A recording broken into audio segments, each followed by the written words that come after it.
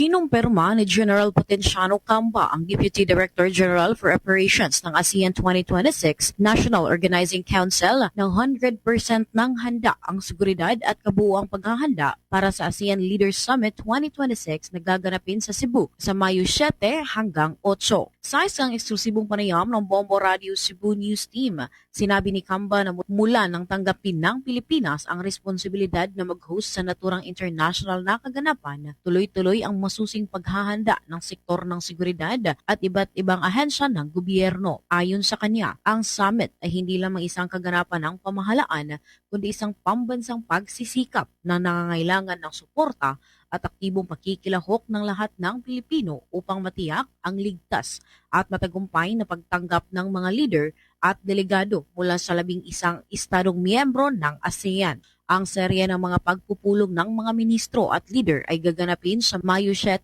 at 8 kung saan ang pangunahing venue ay matatagpuan sa Lapu-Lapu City. Kaugnay nito, ipapatupad ang mahigpit na seguridad at mga hakbang sa traffic management upang matiyak ang maayos na pagdalaw ng mga bisita mula sa paliparan patungo sa kanilang mga hotel at lugar ng pagpupulong. Humingi rin si Camba ng mga pag-unawa at kooperasyon ng publiko sa posibleng pansamantalang abala sa trapiko, lalo na sa mga rutang daraanan ng mga delegado. Sa kabila nito, binigyang din ni Camba na isang malaking karangalan para sa Cebu na mapili bilang host city ng summit higit sa iba pang mga lungsod sa bansa.